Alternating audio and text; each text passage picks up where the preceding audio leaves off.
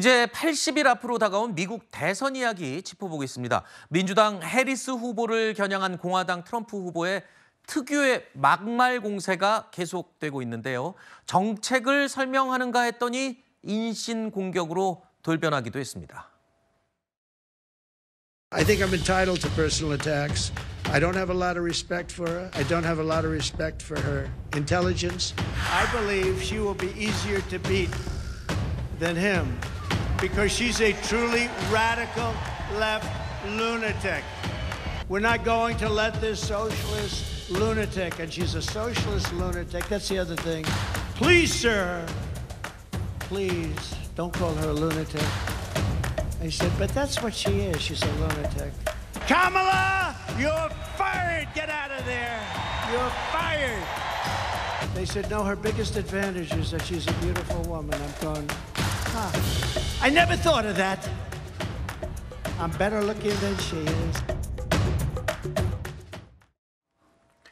자, 트럼프 후보의 이 점점 강해지는 막말 때문에 중도층이 이탈할 수도 있다는 우려까지 지금 나오고 있는데요. 캠프 측에서조차 트럼프 후보의 메시지를 통제할 수가 지금 없는 단계다. 이런 얘기까지 흘러나온다는 보도가 있습니다.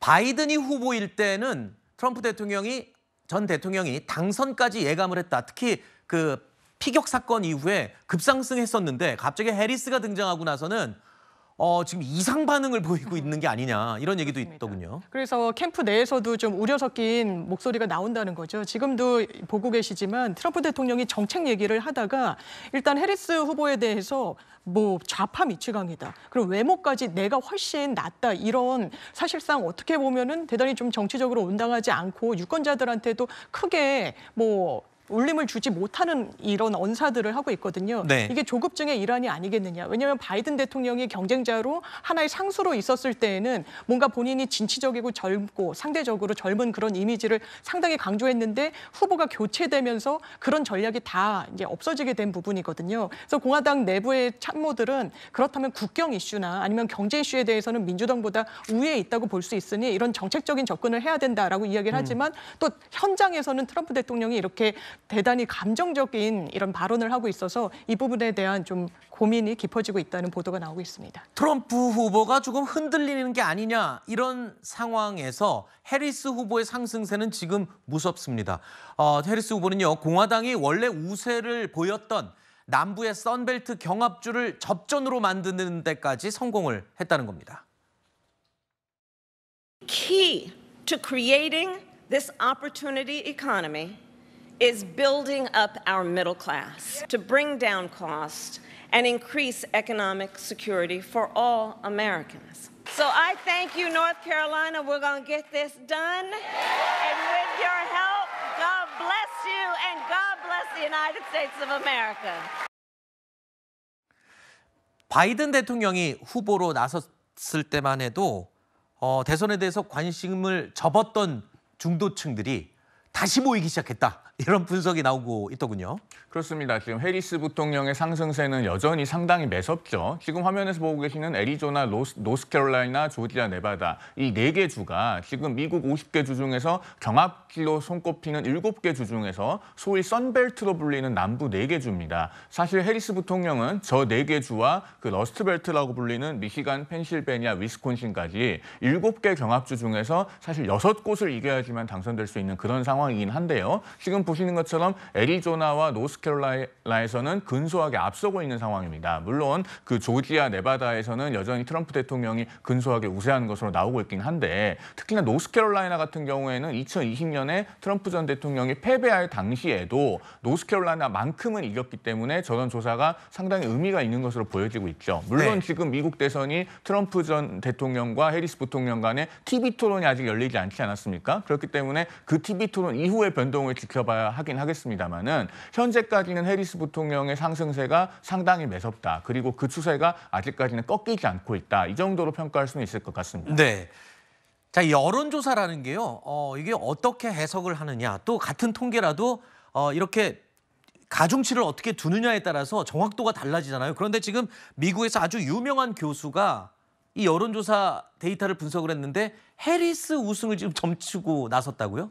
그러니까 지금 여론조사는 뭐 국내도 그렇고 국외도 그렇고요. 추세가 굉장히 중요합니다. 네. 근데 지금 확실하게 보여지는 추세는 해리스 후보가 되면서부터 트럼프 후보를 뭔가 박빙 우세 정도로 계속 가고 있다. 이런 것들이 일반적으로 계속 여러 군데에서의 여론조사에서 그게 지표로 잡히고 있다. 이런 것이거든요. 특히 워싱턴 포스트가 자체 예측 모델을 근거로 해서 보니까 해리스가 경쟁자인 트럼프보다 대선 승리에 필요한 매직 넘버라고 합니다. 270명. 여기에 더 용이하게 확보할 수 있는 가능성이 있다. 이렇게 보도를 했거든요. 네. 그런 측면에서 봤을 때 지금 해리스 후보의 이 돌풍이 상당히 무섭게 번져가고 있다. 이렇게 해석들을 할 수 있을 것 같습니다. 네.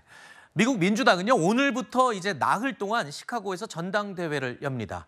그리고 이 해리스 후보를 대선 후보로 공식 추인할 예정인데요. 이 자리에는 오바마 전 대통령의 배우자 미셸 오바마까지 등장할 것으로 알려지고 있습니다. 지난 2016년에 명연설을 해서 굉장히 관심을 끌었었는데 미셸 오바마가 이번에도 다시 한번 그런 연설을 보여줄지가 관심입니다.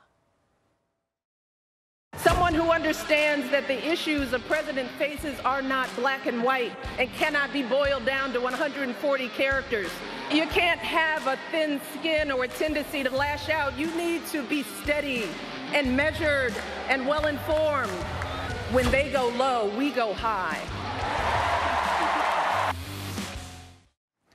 자, 미셸 오바마가 미국 역사상 첫 흑인 여성 대통령에 도전하는 해리스 후보를 위해서 어떤 메시지를 띄울지. 지난 연설 때 유명한 게 그거잖아요. 저들이 저급하게 갈 때 우리는 고급스럽게 가자.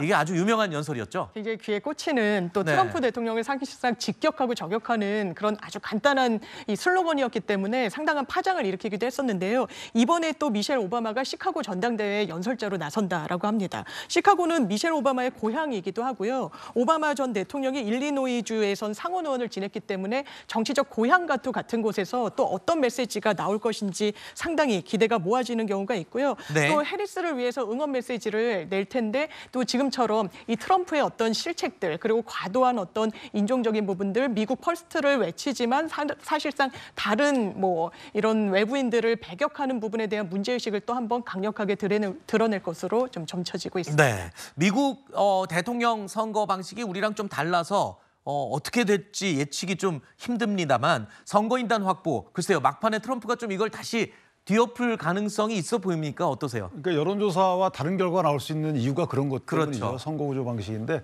문제는 지금 실정 부분을 트럼프가 상당히 파헤쳐야 되는데 그거 잘 안 되고 있는 부분이고요. 어허. 부통령이기 때문에. 그리고 인플레이션을 잡기 위한 방법적인 측면에서도 너무 대비되고 있어요. 아하. 지금 가격 통제하겠다라는 거잖아요. 그럼 여기에 대해서 공격을 트럼프가 많이 못하고 있는 부분이고 또 하나는 낙태 이슈에 대해서 상당히 불리합니다. 그리고 총기 규제 부분도 불리하기 때문에 저는 개인적으로 앞으로 점점 더 토론이 진행될수록 트럼프는 궁지에 몰릴 것이다. 이런 생각이 들어서 그래서 아마 상당히 감정에 호소하는 저런 이상한 말들을 하고 있는 거거든요. 알겠습니다. 개인적으로 보면 트럼프보다 해리스의 당선률이 높아지는 게 아닌가라고 생각합니다. 선거는 역시 뚜껑을 열어봐야 합니다. 그리고 미국 대선에서 가장 중요하다는 TV 토론이 아직 남아있거든요. 거기서 어떻게 판도가 바뀔지 아니면 더 공고하게 사이가 벌어질지도 결정이 될 것 같습니다. 좀 더 지켜보도록 하겠습니다. 정치 이야기는 여기서 마무리합니다. 네 분 나와주셔서 고맙습니다.